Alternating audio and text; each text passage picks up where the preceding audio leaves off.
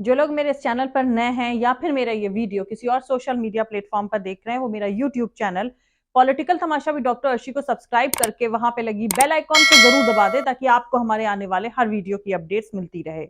और दोस्तों, अगर आपको हमारा काम पसंद आता है, हमारे वीडियोस पसंद आते हैं, तो www.patreon.com/dr अर्शी खान पर जाकर डोनेट करके आप हमारे काम को सपोर्ट कर सकते हैं। पेट्रॉन का लिंक इस वीडियो के डिस्क्रिप्शन में दिया गया है, जिस पर क्लिक करके आप पेट्रॉन बन सकते हैं। दोस्तों, आप अपने इस YouTube चैनल की मेंबरशिप भी ले सकते हैं। इसका लिंक भी इसी वीडियो के डिस्क्रिप्शन में दिया गया है, जिस पर क्लिक करके आप अपने इस चैनल की मेंबरशिप लेकर के अपने इस चैनल को सपोर्ट कर सकते हैं। तो चलिए आज के सियासी तमाशे के सफर को शुरू करते हैं।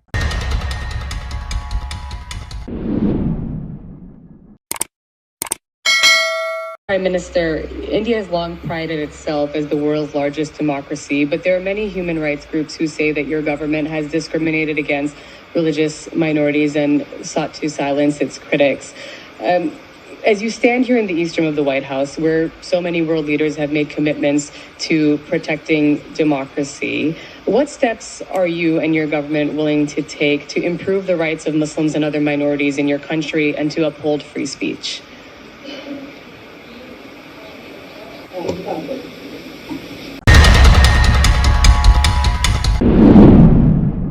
लगता है नए भारत के प्राइम मिनिस्टर को अपने चीफ मिनिस्टरशिप वाले दिन काफी याद आ रहे हैं। दरअसल अमेरिकी संसद को एड्रेस करते वक्त नरेंद्र मोदी को गुजरात के दिनों की याद आ गई और वो लड़कियों के करियर को लेकर इन्वेस्टिंग की जगह इन्वेस्टिगेटिंग बोल गए। खैर, उनको सुनकर अमेरिकी तो धन्य हो गए, भारत का नाम भी रोशन हुआ। भक्त तो लगातार गर्व कर ही रहे हैं। I believe that investigating in a girl child lifts up the entire family. I believe that investigating in a girl child lifts up the entire family. I believe that investigating in a girl child. अब आते हैं थोड़ा संजीदे मुद्दे पर। दोस्तों, नरेंद्र मोदी ने America में अपनी पहली ऑफिशियल स्टेट विजिट के दौरान ऑर्गेनाइज्ड ज्वाइंट प्रेस कॉन्फ्रेंस में हिस्सा लेते हुए भारत के मुसलमानों से जुड़े सवाल पर जवाब दिया है। इस प्रेस कॉन्फ्रेंस के दौरान अमेरिका के जाने माने अखबार वॉल स्ट्रीट जर्नल की पत्रकार सबरीना सिद्दीकी ने प्राइम मिनिस्टर नरेंद्र मोदी से सवाल पूछा कि आप और आपकी सरकार आपके देश में मुसलमानों समेत दूसरी कम्युनिटीज के हक को बेहतर बनाने और फ्रीडम ऑफ एक्सप्रेशन यानी अभिव्यक्ति की आजादी को एश्योर करने के लिए कौन से कदम उठाने के लिए तैयार है। तो दोस्तों, सबरीना सिद्दीकी के इस मासूम से सवाल को प्राइम मिनिस्टर नरेंद्र मोदी ने अपने दोनों तरफ लगे टेलीप्रॉम्प्टर की मदद से इस मुसलमानों समेत दूसरी कम्युनिटीज के हक को बेहतर बनाने वाले कदम को झूठे प्रोपेगेंडे में बदल दिया। जो बाइडेन एक कोने में सांस रोके खड़े रहे। नए भारत की डेमोक्रेसी आज पूरी तरह झूठ की तरफ से, झूठ के लिए और झूठ का इरादा है। खैर, मुसलमानों की सिक्योरिटी और सियासी विरोधियों के दमन से जुड़े इस चुपते हुए सवाल के जवाब में प्रधानमंत्री ने कहा कि मैं इस सवाल पर हैरान हूं। इसके बाद अपने जाने पहचाने फेमिलियर अंदाज में उन्होंने कॉन्स्टिट्यूशन की दोहाई देकर दावा किया कि भारत में इंसाफ और कानून का राज है। दरअसल गांधी और भारत का कॉन्स्टिट्यूशन विदेशी जमीन पर मोदी के दो सबसे बड़े सिक्योरिटी कवच हैं। गांधी, जिनकी आइडियोलॉजी का कत्ल बीजेपी सरकार हर दिन कर रही है। कॉन्स्टिट्यूशन भी वही है जिसे RSS cut and paste constitution बताता आया है और सरकार के कई मंत्री जिसे बदलने की मंशा खुलेआम जता चुके हैं। सवाल यह है कि मौजूदा नए भारत में सब कुछ अच्छा होने का दावा करते वक्त प्रधानमंत्री को अंदर से कोई रिपेंटेंस यानी दुख, खेद या अफसोस कुछ तो हुआ होगा। जवाब बिल्कुल सिंपल है। उनके कैरेक्टर, टेम्परामेंट यानी नेचर को देखते हुए इस बात की उम्मीद करना भी बेमानी है। आगे बढ़ने से पहले मोदी जी का जवाब तो सुन ले, झूठ भी शर्माता नजर आएगा। और जब हम लोकतंत्र की बात करते हैं तब अगर ह्यूमन वैल्यूज नहीं है, ह्यूमैनिटी नहीं है, ह्यूमन राइट्स नहीं है, फिर तो वो डेमोक्रेसी है ही नहीं। और इसलिए जब आप डेमोक्रेसी कहते हैं, जब डेमोक्रेसी को स्वीकार करते हैं और जब हम डेमोक्रेसी को लेकर के जीते हैं, तब डिस्क्रिमिनेशन का कोई सवाल ही नहीं उठता है। और इसलिए भारत सबका साथ, सबका विकास, सबका विश्वास, सबका प्रयास, उन मूलभूत सिद्धांतों को लेकर के, और इसलिए हम चलते हैं। भारत में सरकार के जो बेनिफिट्स हैं वो एक्सेस टू ऑल है, जो भी उसके हकदार हैं उन सबको मिलते हैं। इसलिए भारत के लोकतांत्रिक मूल्यों में कोई भेदभाव नहीं है, न धर्म के आधार पर, न जाति के आधार पर, न उम्र के आधार पर, न भूभाग के आधार पर।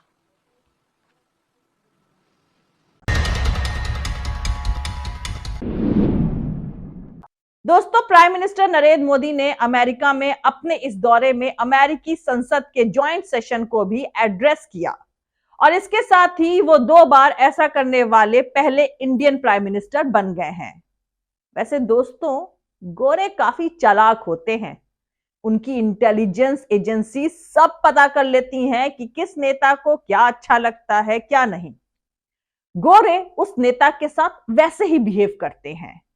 दरअसल भारत की 140 करोड़ की कंज्यूमर मार्केट में अपना आउटडेटेड सामान डंप करना उनको है, अपनी दूसरी चीजें भी उनको बेचनी है।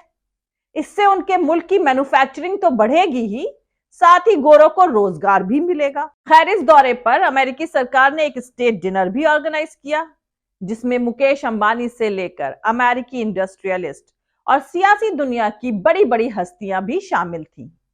पर ना जाने किस बात की दहशत थी जो अडानी सेठ इस महफिल में नहीं जा सके।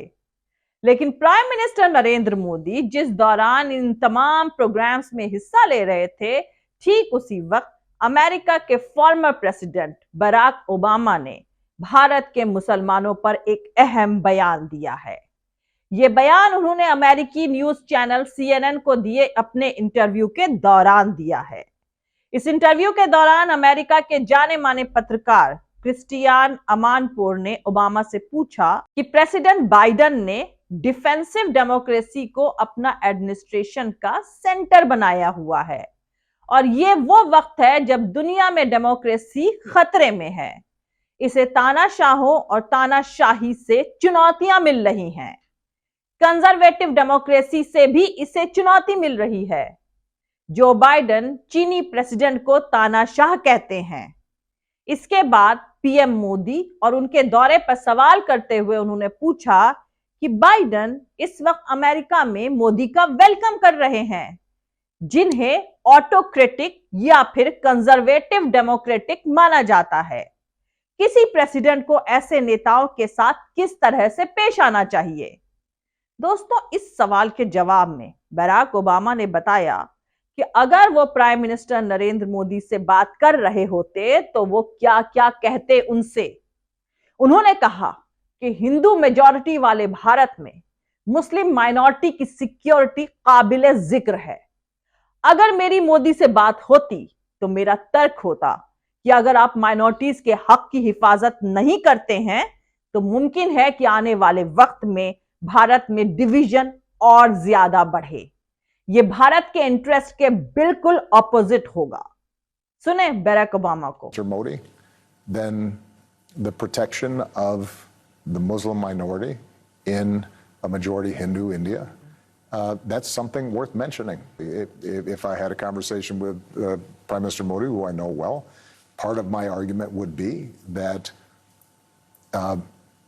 if you do not protect the rights of ethnic minorities in India, then there is a strong possibility India at some point starts pulling apart. And we've seen what happens when you start getting those kinds of large internal conflicts.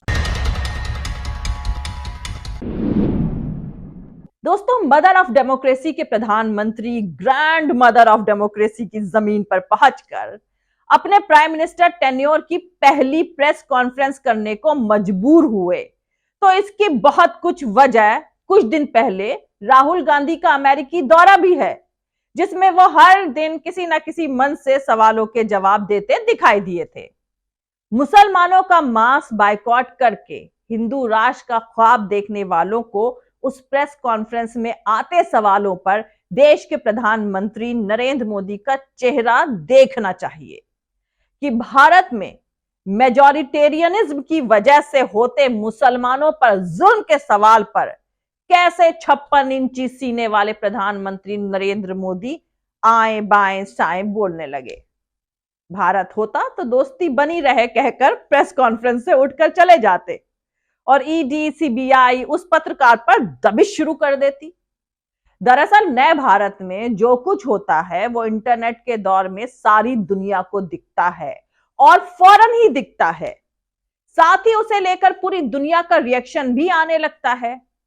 और दोस्तों, ये उसी reaction का नतीजा है कि प्रधानमंत्री नरेंद्र मोदी के इस अमेरिकी दौरे में उनका जितना विरोध हुआ उतना विरोध कभी किसी इंडियन प्राइम मिनिस्टर का नहीं हुआ था। यहां तक कि उनके परम सखा दोस्त जिनसे वो तू तड़ाक करके बातचीत करते हैं, अरे वही बैराक ओबामा, उन्होंने भी अपने CNN को दिए इंटरव्यू में कह दिया कि अगर भारत में मुसलमानों का हो रहा हैरेसमेंट नहीं रुका तो भारत बिखर सकता है।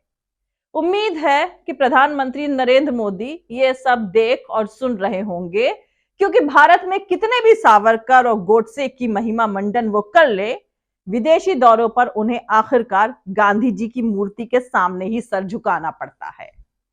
वैसे जब भारत के प्रधानमंत्री अमेरिकी अवाम के सामने प्रेस के एक सवाल पर किसी तरह का भेदभाव को छुपाने की नाकाम कोशिश कर रहे थे, ठीक उसी वक्त आरटीआई से निकले दो जवाब भारत में नरेंद्र मोदी की पोल खोल रहे थे। दरअसल प्रेसिडेंट हाउस ने यह साफ कर दिया है कि नए संसद के इनॉग्रेशन के लिए भारत के राष्ट्रपति यानी भारत की प्रेसिडेंट को इनविटेशन ही नहीं दिया गया था। दोस्तों, जाति, लिंग यानी जेंडर, रंग के भेदभाव का इससे बेहतर एग्जाम्पल तो दूसरा कोई हो ही नहीं सकता है। साहेब जब गुजरात के चीफ मिनिस्टर थे तब से उन्होंने झूठ का अंपायर खड़ा किया। खुद आरएसएस भी इसे जानती ही है। इसके कई एग्जाम्पल्स मौजूद हैं। 2002 के गुजरात दंगे और नरसंहार के बाद झूठ के इस तिलिस्म का पीछा सच्चे सवाल आज भी कर रहे हैं। बीबीसी की डॉक्यूमेंट्री इसका जीता जागता सबूत है। जिस अमेरिकी जमीन पर खड़े होकर प्रधानमंत्री भारत में नॉन डिस्क्रिमिनेटरी वाली सो कॉल्ड डेमोक्रेसी की दुहाई दे रहे थे, वहीं बीबीसी की डॉक्यूमेंट्री दिखाई गई है। खैर, हकीकत यह है कि नरेंद्र मोदी का यह जवाब अब इतिहास बन चुका है कि किस तरह उन्होंने भारत में डेमोक्रेसी के गिरते लेवल को भी झूठ की चादर से ढक लिया है। यह भी 70 साल में पहली बार हुआ है कि दुनिया में तमाम लोग एक शख्स के चलते भारत और इंडियंस को झूठा बताने लगे हैं।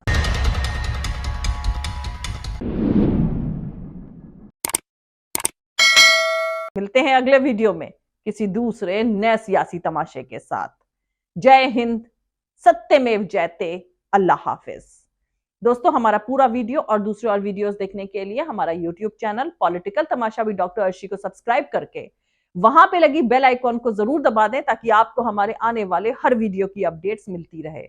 और दोस्तों, अगर आपको हमारा काम पसंद आता है, हमारे वीडियोस पसंद आते हैं, तो www.patreon.com/Dr अर्शी खान पर जाकर डोनेट करके आप हमारे काम को सपोर्ट कर सकते हैं।